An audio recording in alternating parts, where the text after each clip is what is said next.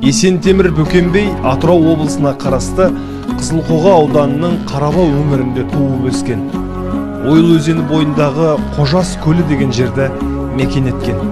Бөкенбей ру жағынан 12 ата байұлының бір тармағы болып есептелетін Есентемірі. Кіші жүздің басқа билеріне жас жағынан үлкен аға би болған Бөкен 12 ата байұлын қала берді кіші жүзге қарасты 6 аталы әлім мен 7 аталы жетіруді аузына қаратқан, әділеттің ақ жолынан таймаған, өткір сөзді, қара қылды қақ жарған тура бей, айыр көмей, жезтаңдай шешен адам болыпты. Бөкенбейдің ұшқан құстың, жүгірген аңның, аққан судың тілін білген әулиелігі де болған деседі. Өзінің ерлігімен, әділдігімен, көрегендігімен, шешендігімен кіші жүзге ғана емес, көрші елдерге де әйгілі болған. Сол себепті қазақ, ноғай, башқұрт халқы Бөкенбейге әділдік іздеп, төрелігіне жүгінуге күндік жерден ат арылтып іздеп келеді екен.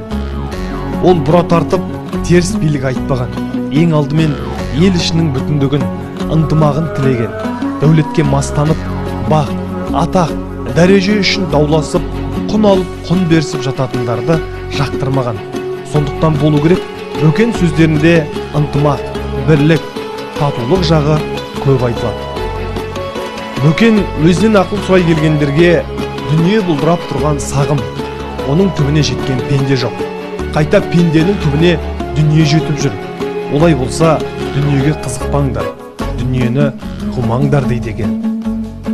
Бөкенбей талай дауды шешкенде әділ төрелікке берілетін ел сыйлығын алдық көрмеген. Ол сыйлықтар сол жерде ел үлесіне түскен.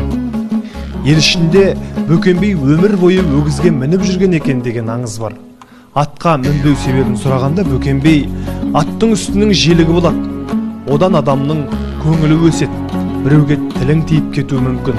Сол себепті атқа мінбеймін деген екен.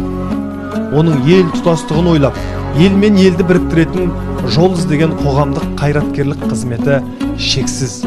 Бұл туралы Бөкенбейдің 1730-1759 жылдар аралығындағы Еділ бойы қалмақтарының шапқыншылығы мен шығыстағы жоңғар басқыншылары соғысына қатардағы жауынгер ретінде қатысып, ерлік көрсеткенін дәлелдейтін мәліметтер бар. Бөкенбей ел мен елді елдестіру жолында елшілік қызметті асқан шеберлікпен атқарған сол заманның шебер дипломаты болған. Ел аузында Бөкенбей атақты Қожаберген жыраудан баталған екен деген сөз бар. Қожаберген жырау Әз Тәуке ханның ордабасы, 7 жарғы заңын шығарған қазақтың кемеңгерлерінің бірі, әйгілі Елімай өлеңінің авторы. Ол бұлай болады. Орыс патшалығынан азап шегіп, қорлық көрген башқұрттар 1731 жылы қазақ хандығына қосылуды ойлап, кіші жүз ханы Әбілқайырға келіп жүгінеді. Әбілқайыр хан башқұрттардың бұл тілегіне қарсы болып жіберген елшісі Қарасақал батырды қорлап, оның құлағын кесіп алады.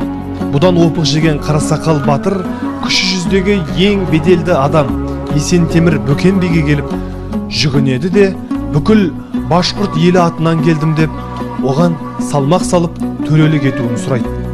Бөкенбей башқұрт батырының мәселесін қайтармай, дауға төреші болып, 300-дің игі жақсыларының алдынан өтіп, башқұрттар мен қазақтардың арасындағы дипломатиялық келіссөз жүргізген, әділ төрелік еткен.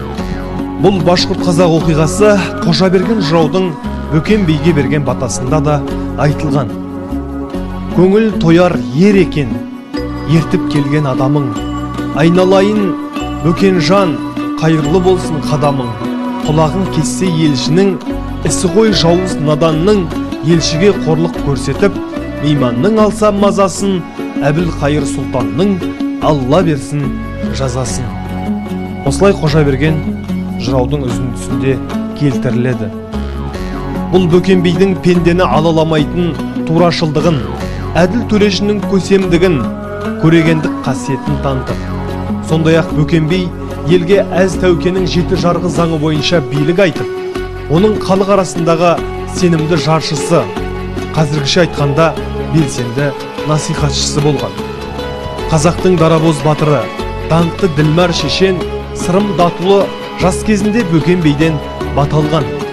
Сырым сөздерінде Бөкен бей есімі үнемі сырыммен бірге аталатындығы да сондықтан деп ойлаймыз. Көптеген деректерде Есентемір Бөкен бей мен Сырым батырдың бір дәуірде өмір сүріп, ел ішіндегі билікке араласқаны, Бөкен бейдің Сырымнан көп үлкен екені, ақылшысы болғаны дәлелді түрде жазылып жүр. Сондай-ақ қазақ халқының атақты батыр қолбасшыларының бірі Исатай Тайманов Есентемірге жиен екен.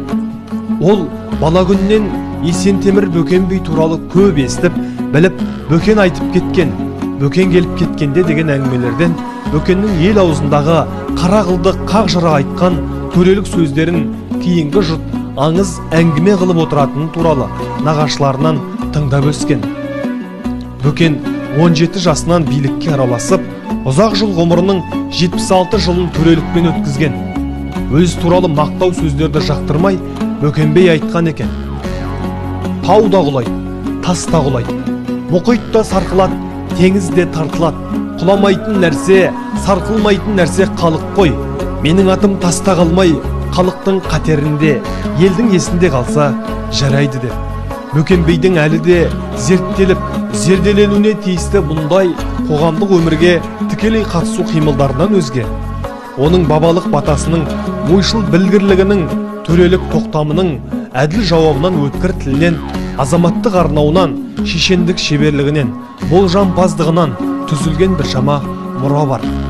Ел арасында жинастыру арқылы қолға түскен дуалы ауыз Бөкен бейдің сөз қадірін өз қадірі деп білген парасаты сезіледі. Замана ауанын аңғарған дананың алғырлығы байқалады. Әділ төрешінің көсемдігі танылады.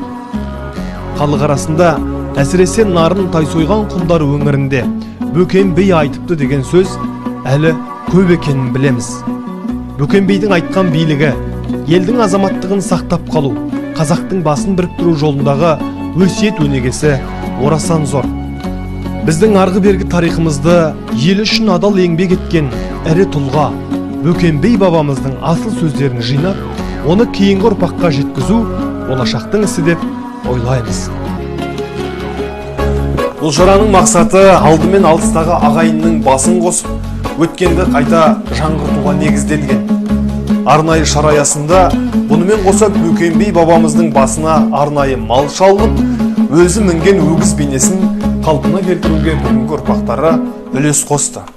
Бөкен бейдің жатқан жері қазіргі Қызылқоға ауданының Қарабау ауылы маңында. Көрісу деп келді жұрт үн қатқалы, бабамның өсиетін тыңдап бәрі, жалғасын тауып тағы жақсы дәстүр, жиналды мақатым азырлап бәрі.